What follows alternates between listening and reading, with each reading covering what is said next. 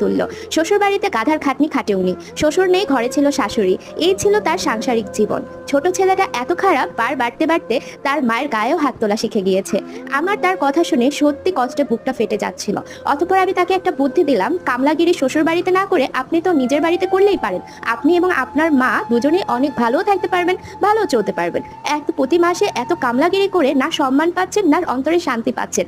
তার মধ্যে স্বামী তো থাকা আর না থাকা এক সমানই কথা। হয়তো অনেকের কাছে আমার বুদ্ধিটা কুবুদ্ধি মনে হতে পারে, কিন্তু একটা মানুষের জীবন জাহান্নামের থেকে কিছুটা ঠিক করা হয়তো এটা আমার মেধায় খেটেছিল।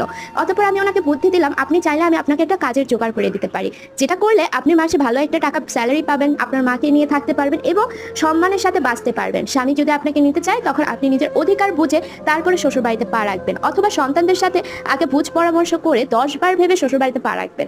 নয়তো এরকম সংসার থাকা না থাকা একই সমান। যে স্বামী তার স্ত্রীর খোঁজও নেয় না, হাতে একটা বাটন মোবাইল